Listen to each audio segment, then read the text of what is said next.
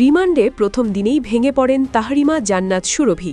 মশারির ভিতর থেকে আটকের পর একে একে বেরিয়ে আসছে ভয়ঙ্কর সব তথ্য। কার নেতৃত্বে চলত এই বিশাল চাঁদাবাজির সিন্ডিকেট, কারাই বা রাঘব বোয়াল? গাজীপুরে যৌথ বাহিনীর অভিযানে জুলাই যোদ্ধা তাহরিমা জান্নাত সুরভিকে গ্রেফতার করা হয়েছে। বুধবার রাত 12:30টার দিকে টঙ্গী পূর্ব থানার গোপালপুর টেকপাড়া এলাকার নিজ বাসায় অভিযান চালিয়ে তাকে গ্রেফতার করা হয়। সুরভি বর্তমান সরকারের উপদেষ্টা ও সেনাবাহিনী প্রধানকে নিয়ে সামাজিক যোগাযোগ মাধ্যমে কুরুচিপূর্ণ মন্তব্যসহ বিভিন্ন অভিযোগ রয়েছে তার বিরুদ্ধে। আর্মি, বাংলাদেশ পুলিশ, এই প্রশাসনগুলো এই যে আইন উপদেষ্টা আইসা এখানে আটকে গেছে, ঠিক আছে? এই জন্য পুলিশের আজকে অভাব নেই। পুলিশ কেন লাঠিচার্জ করলে সুন্দর?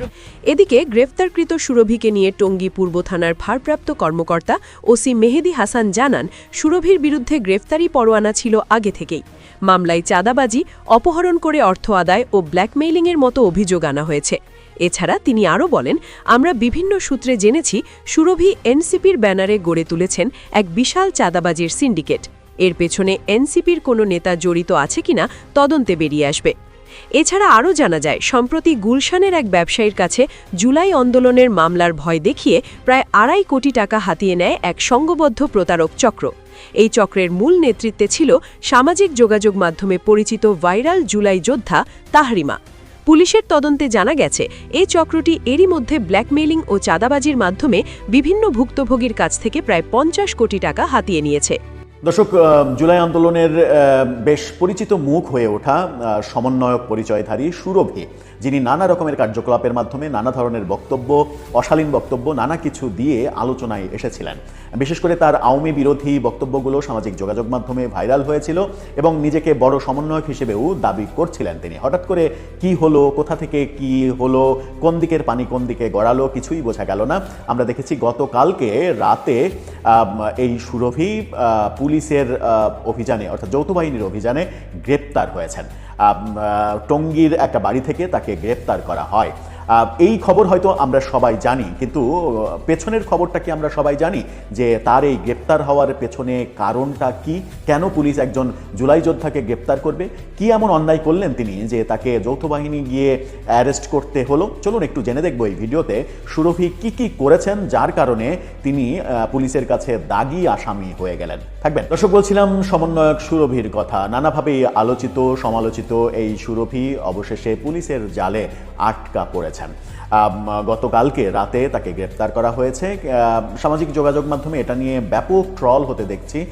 বিশেষ করে আওয়ামী অনুসারীরা এটা নিয়ে বেশ মজা নিচ্ছেন, সেগুলোও দেখছি। কিন্তু তার গ্রেপ্তার হওয়ার পেছনের কারণ কি কারণে পুলিশ তাকে গ্রেপ্তার করলো? গণমাধ্যমে সেই কারণটা উঠে এসেছে ধারাবাহিকভাবে। গণমাধ্যমের শিরোনামটা দেশ রূপান্তর এটা নিয়ে একটা স্টোরি করেছে, তাদের শিরোনামটা দেখে নিন, যেখানে বলা হচ্ছে যে কারণে গ্রেপ্তার হলেন সমন্বয়ক পরিচয়ধারী তরুণী। এখানে বলা হচ্ছে সমন্বয় পরিচয়ধারী তরুণী। তাহলে কি আদতে তিনি সমন্বয়ক নন? একটু জেনে দেখব। বিস্তারিত খবরে বলা হচ্ছে, ব্ল্যাকমেইল, মামলা দিয়ে ভয় দেখিয়ে অর্থ আদায় এবং সংঘবদ্ধ প্রতারণার অভিযোগে আলোচিত তরুণী তাহরিমা জান্নাত সুরভিকে গ্রেপ্তার করেছে পুলিশ। এই যে পুলিশ সূত্র জানায়, সম্প্রতি গুলশানের এক ব্যবসায়ীর কাছ থেকে জুলাই আন্দোলন সংশ্লিষ্ট মামলার ভয় দেখিয়ে বিপুল পরিমাণ অর্থ আদায়ের অভিযোগ সামনে আসে।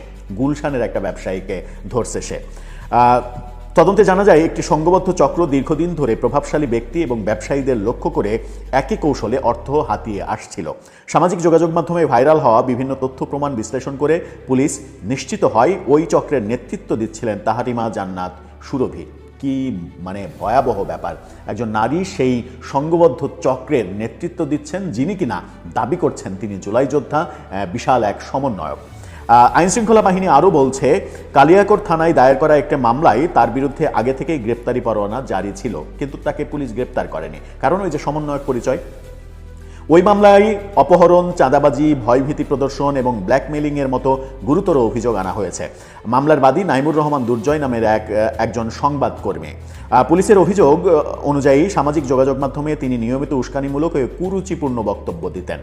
এমনকি সেনাবাহিনীর শীর্ষ কর্মকর্তাদের নিয়েও আপত্তিকর মন্তব্য করার অভিযোগ রয়েছে তার বিরুদ্ধে। এতদিন সেনাবাহিনী তাকে কিছুই বলেনি, হয়তো অপেক্ষা করছিল যে তার অপরাধের খাতাটা আরেকটু জমে উঠুক। অবশেষে জমে উঠেছে, গোয়েন্দা জালে তিনি আটকা পড়েছেন। তদন্ত সংশ্লিষ্টরা বলছেন এই চক্রটি অতীতেও নানা ব্যক্তিকে হত্যা মামলা কিংবা রাজনৈতিক মামলায় জড়িয়ে দেওয়ার হুমকি দিয়ে আনুমানিক কয়েক কোটি টাকা আদায় করেছে। বিশেষ করে গত বছরের জুলাই আগস্টের আন্দোলন ঘিরে গুলশান বাড্ডা এলাকায় সংঘটিত সহিংস ঘটনার মামলায় ফাঁসানোর ভয় দেখিয়ে ধাপে ধাপে টাকা নেওয়া হতো, মানে কিস্তিতে টাকা নিত সে, কিস্তি তুলত টাকার চাঁদার। প্রথমে গ্রেপ্তার ও হয়রানির আতঙ্ক তৈরি করে, পরে সমঝোতার প্রস্তাব দিয়ে অর্থ দাবি করাই ছিল তার কৌশল। উল্লেখ্য, তাহরিমা জান্নাত সুরভি নিজেকে 2024 সালের জুলাই গণ অভ্যুত্থানের সক্রিয় অংশগ্রহণকারী ও সমন্বয়ক হিসেবে পরিচয় দিত। তিনি গাজীপুরের ভাওয়াল সদরে আলম সরকারি কলেজের শিক্ষার্থী, একজন ছাত্রী। তার কি অবস্থা দেখুন, কিভাবে জুলাই বিক্রি করে ব্যবসা করে গেছে সে গত 16টা মাস, অথচ পুলিশের জালে আটকা পড়তে তার 16 মাস সময় লাগলো। সামাজিক যোগাযোগ মাধ্যমে লাইভ ভিডিও, বিতর্কিত বক্তব্য এবং পরিকল্পিত প্রচারণার মাধ্যমে তিনি পরিচিতি লাভ করেছিলেন। অভিযোগ রয়েছে এই পরিচিতি ও জনপ্রিয়তাকে কাজে লাগিয়ে তিনি প্রভাবশালী মহলের সঙ্গে যোগাযোগ স্থাপন করতেন এবং পরবর্তীতে ভয়ভীতি দেখিয়ে অর্থ আদায়ে জড়িত হতেন। গ্রেপ্তারের পর তাকে থানায় হস্তান্তর করা হয়েছে। পুলিশ জানিয়েছে প্রয়োজনীয় ব্যবস্থা নেয়ার প্রক্রিয়া চলছে। এই যে অবস্থা, তাকে বহু বীরত্বপূর্ণ বক্তব্য দিতে আমরা দেখেছি সামাজিক যোগাযোগ মাধ্যমে। এই গত 15 আগস্টেও 32 নম্বরে বেশ বড় বড় ভাষণ তিনি দিয়েছেন এবং সেই ভাষণগুলো এক নিমিষেই যেন ম্লান হয়ে গেল যখন তার বিরুদ্ধে অভিযোগ এলো যে একটা সংঘবদ্ধ চক্রের নেত্রী হিসেবে এই চাঁদাবাজির ব্যবসা ফেঁদে বসেছিলেন এবং শত শত কোটি টাকা এর মাঝেই হাতিয়ে নিয়েছেন, এরকম অভিযোগ রয়েছে। এরকম অভিযোগের নিশ্চিত তথ্য প্রমাণ হাতে পাওয়ার পরেই যৌথ বাহিনী তাকে গ্রেপ্তার করেছে। এর আগে পুলিশের ভাষ্যমতে একটা মামলা থাকলেও তাকে গ্রেপ্তার করা হয়নি। ওই জুলাই যোদ্ধা পরিচয় দিত সে, সেই কারণে পুলিশ হয়তো ভেবেছে যে জুলাই যোদ্ধা পরিচয় দিয়ে তাকে যদি গ্রেপ্তার করা হয় তাহলে অন্য জুলাই যোদ্ধারা খেপে যাবে। সেই জন্যই পুলিশ হয়তো অপেক্ষা করেছে যে তার বিরুদ্ধে অভিযোগগুলো জমতে থাকুক, অভিযোগগুলো বড় হলে তখন আর কারোরই কিছু বলার থাকবে না।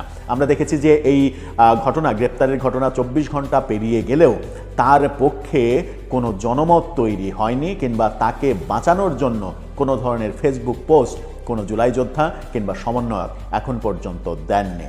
তাহলে কি এভাবেই কিছু পথহারা পথিক, তারা জুলাইকে বিক্রি করে, জুলাইকে নিয়ে ব্যবসা করে এভাবে নিজেদের আখের গোছাচ্ছে? এই ধারায় কি চলবে? এই ধারা আর কতদিন চলবে কিংবা কতদিন চলতে দেয়া হবে, সেটাই একটা বড় প্রশ্ন।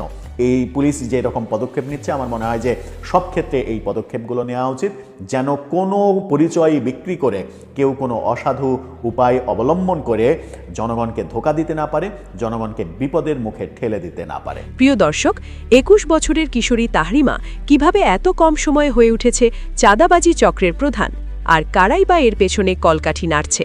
আপনার মূল্যবান মতামত লিখতে পারেন নিচে কমেন্ট বক্সে।